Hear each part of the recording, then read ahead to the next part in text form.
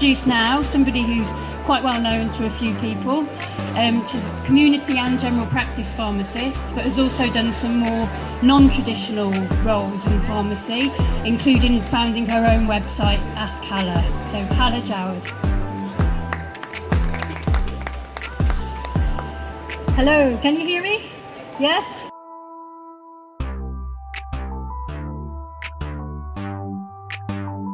How many people have been in workshops over here? Hands up?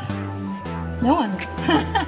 So probably we're talking about most of the people over here had went to workshops and probably talked about team building and joint work and created something like this. Do you agree? Yeah? So there is a willingness for everyone to do the right thing and integrate, especially in healthcare. So why has been integration a hard thing and not happening? Any answers? So that's the question that we have. If it's that simple, why it's not happening?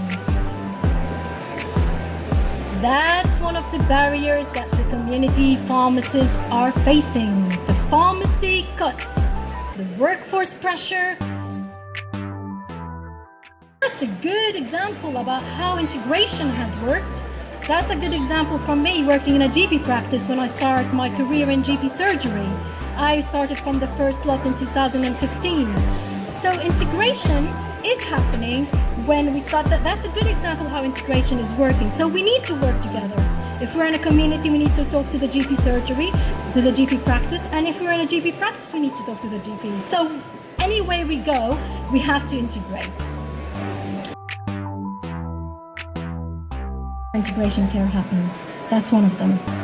Then we go from direct influences to the indirect influences.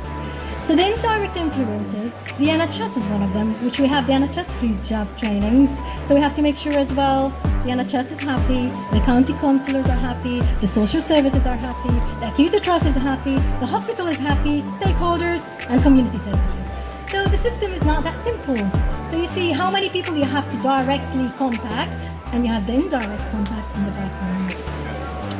So we have a question over here. What's the infrastructure that needs to be in place? Okay?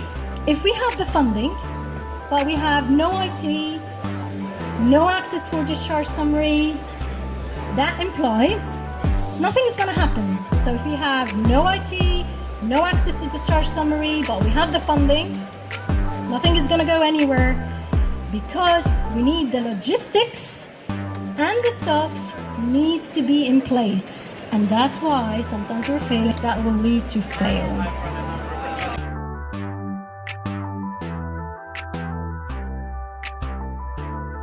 And the operational. So make sure that the ability is there to link in. So what do I mean by that?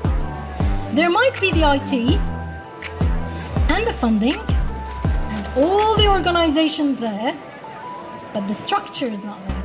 The formal, actual agreement is not there. That will lead as well to this. So that's why we're failing. The community pharmacy is based on a service model. Actively, if a GP asks the pharmacist to look after them, there is no time. The pharmacist is not paid in the community for their time.